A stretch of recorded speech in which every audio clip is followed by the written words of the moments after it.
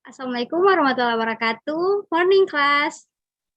Waalaikumsalam warahmatullahi wabarakatuh. Waalaikumsalam warahmatullahi wabarakatuh.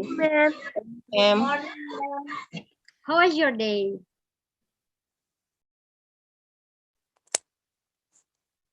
I'm fine, ma'am. Good, Alhamdulillah. Okay, before we start our lesson today, let us pray according to our own belief. Prayer begins.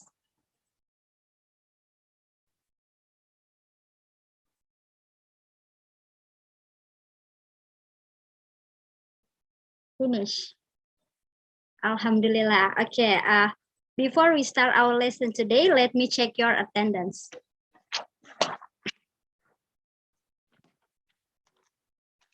Is everybody here? Yes, ma'am. Yes, ma'am. Okay, good. Now, okay, I will share screen. Wait a minute.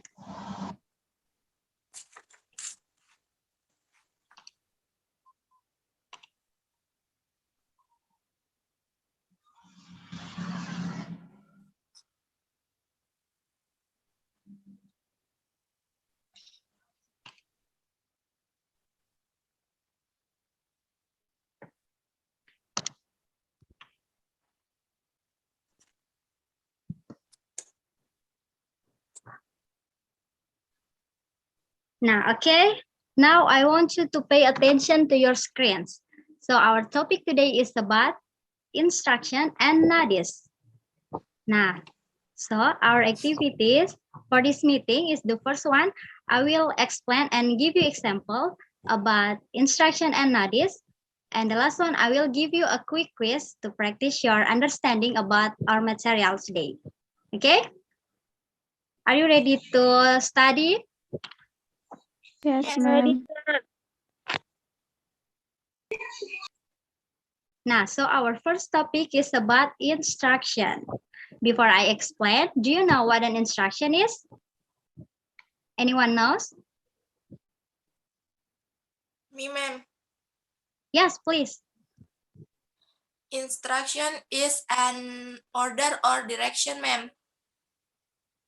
Yeah, exactly. So, according to the Big Indonesian Dictionary or KBBI, instruction is an order or direction to do a job or perform a task. Okay, now let's see the example. Close the door. Read the book. Don't smoking. Don't cry. Wash your hands. Nah, jadi itu adalah contoh-contoh dari cara memerintahkan seseorang untuk melakukan sesuatu dalam bahasa Inggris.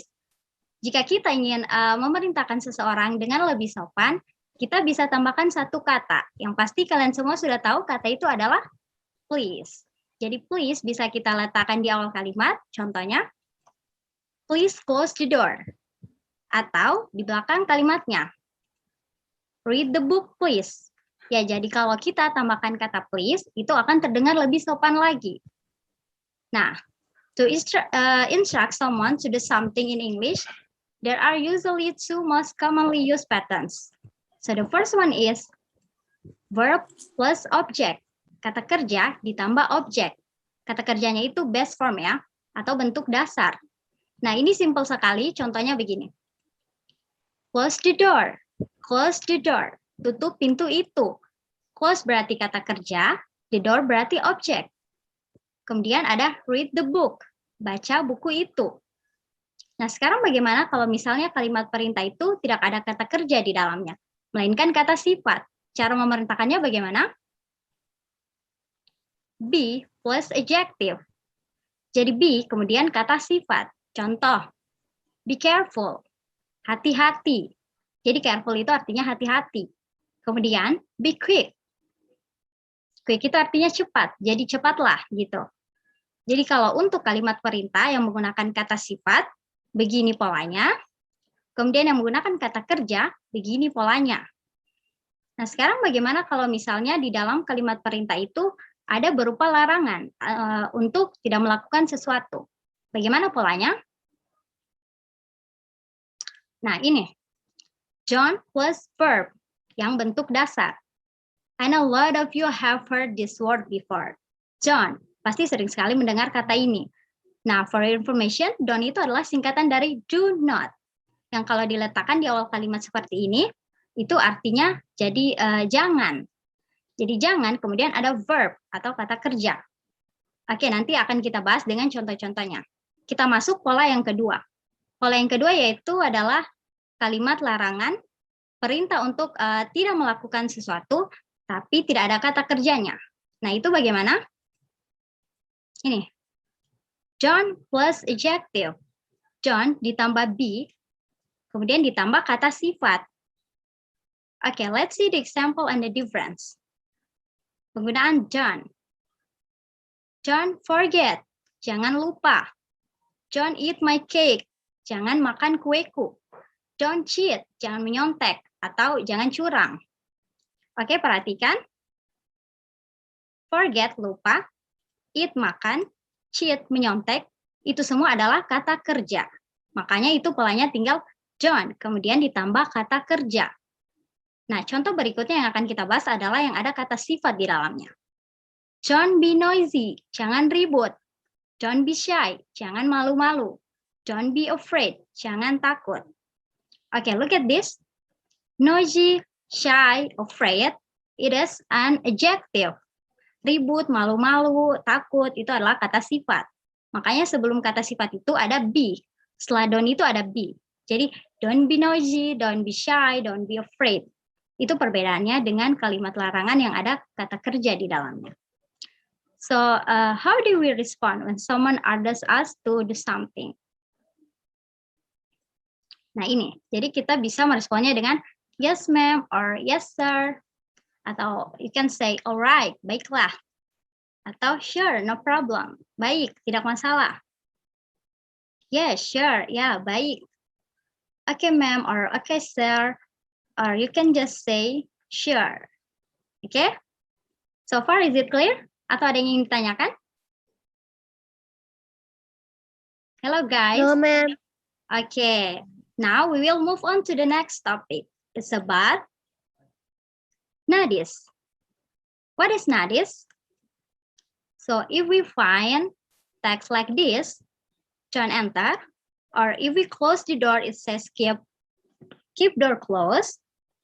Or something like this. It could be like this. Or like this. Or like this. Then this name is the text nadis. So what is nadis? Nadis is a symbol or text to inform or instruct people to do or not to do something. Jadi nadis adalah simbol atau teks untuk menginformasikan atau menginstruksikan seseorang untuk melakukan sesuatu atau tidak melakukan sesuatu. Nah, ada beberapa tipe nadis. Yang pertama yaitu information, ada command, ada caution, and ada prohibition. Kita ke yang pertama yaitu information. Contoh nadis yang berupa information, contohnya seperti ini. Di sini nadisnya hanya digunakan untuk memberitahukan bahwa this restaurant is closed. Restorannya ini ditutup. Contoh lagi, this area monitored by video camera. Ini hanya memberi informasi bahwa area ini tuh ada kamera atau ada CCTV-nya. Atau kayak gini, caution, out of order. Hanya memberitahu saja, oh bahwa di sini tuh lagi rusak nih. Atau staff only. Memberitahukan bahwa ini tuh hanya untuk staff. Tidak ada perintah atau larangan apapun. Yang ada hanyalah informasi saja. Oke? Then the second command. Command itu apa sih? Command itu perintah. Contohnya, park here only. Memerintahkan untuk parkirnya itu hanya di situ. Kemudian, ini, keep area clean. Nah, biasanya command itu diawali dengan verb one. Nih kan, park, keep itu adalah verb one. Atau ada kata-kata must. Nih, must. Ada kata-kata must. Nah, lanjut. The third is caution. What is caution? Caution itu peringatan. Peringatan ini diberikan kalau ada bahaya. Contohnya, caution, wet floor. Bisa juga warning, ada kata-kata warning. Ada kata-kata danger, warning lagi. So caution is used to warn someone to be more careful. Jadi caution ini digunakan untuk memerintahkan seseorang agar lebih berhati-hati. Oke? Nah, selanjutnya prohibition. Prohibition adalah larangan. Biasanya dia ada kata-kata no, ini kayak begini, no smoking. Ada kata-kata prohibited atau dilarang. Bisa juga no lagi. Atau do not. Jadi prohibition itu berupa larangan. Jadi ada kata-kata no, prohibited, atau do not. Oke? Next, purpose atau tujuannya. Jika nanti kalian menemukan teks, kayak begini ya. Why is the text written? Why is the benefit? Why is it important? Or why is the writer's intention? Itu artinya dia menanyakan purpose-nya. So the purpose is to give instruction, to advise, to warn, and to prohibit. Nah, the first is to give instruction. An example like this. Nih, please wear a mask. Jadi gunakanlah masker. Ini memberikan instruksi untuk menggunakan masker. Then the next example, a visitor must register at office. Jadi instruksinya adalah sebelum masuk kita harus daftar dulu. Nah, kemudian contoh selanjutnya ini. Nah, cuci tangan sebelum meninggalkan area. Nah, jadi semua ini adalah contoh dari instruksi. Nah, yang kedua adalah to advise, untuk memberikan saran. Yang ketiga adalah to warn, untuk memperingatkan. Nah, biasanya yang untuk memperingatkan ini berupa caution. Biasanya seperti caution ini, caution wet floor, jadi berhati-hati lantainya basah. Atau warning, ada kata-kata warningnya untuk memperingatkan agar kita berhati-hati. Nih, atau danger, high fault, jadi memperingati bahwa hati-hati ada tegangan tinggi. Kemudian, nih, warning, venomous snake, jadi hati-hati ada ular berbisa gitu. Nah, yang terakhir, to prohibit. Nih, kalau di prohibit biasanya ada kata-kata no, ada kata-kata prohibit, ada no lagi, atau do not. So if you find text that contains the words prohibit, no, dan do not, that means we are prohibited atau dilarang. Nah, sekarang kita ke language features-nya atau tata bahasanya. Biasanya dalam nodis itu menggunakan imperative sentence atau prohibition. Imperative sentence itu apa sih? Nah, jadi imperatif itu biasanya diawali dengan verb one. Nih, contohnya adalah keep the door closed. Jadi diawali dengan kata-kata keep. Atau keep itu kan verb one. Atau contoh lagi, wash your hand before returning work. Gitu kan? Diawali dengan kata-kata wash, yaitu verb one.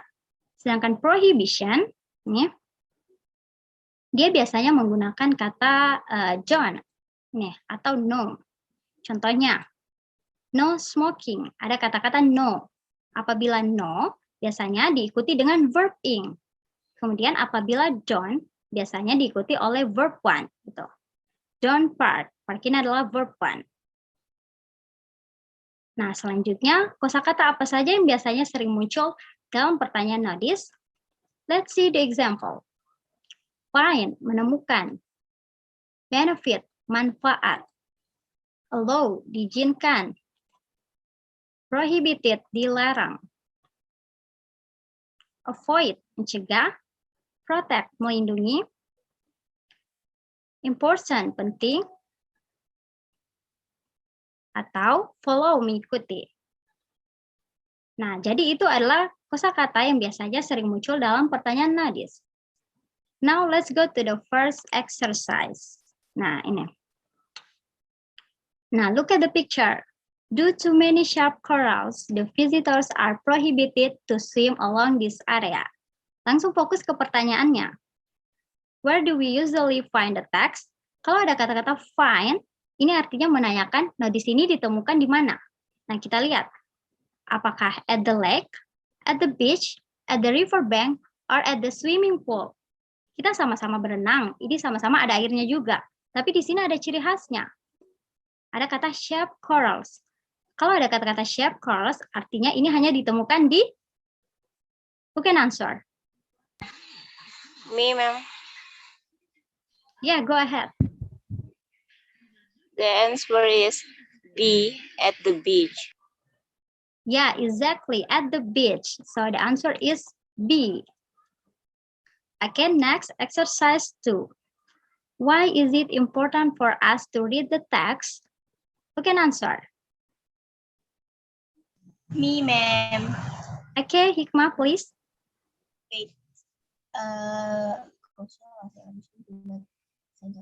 The answer is D.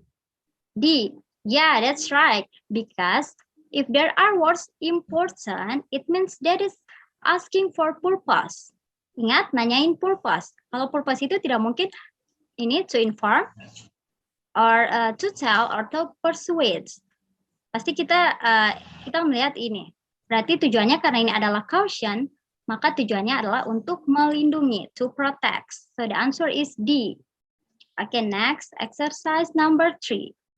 What might happen if the readers don't follow the notice? Jadi ada kata-kata don't follow. Ini. Artinya kalau misalkan kita tidak mengikuti, apa yang akan terjadi? Kira-kira misalnya kalau ada lantai basah, kira-kira apa yang akan terjadi? Who can answer? Me, ma'am.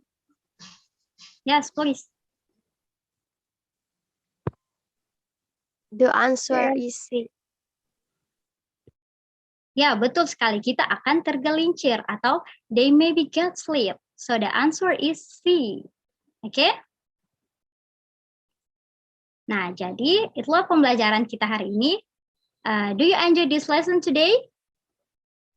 Yes, ma'am. Great, Ma'am. Alhamdulillah.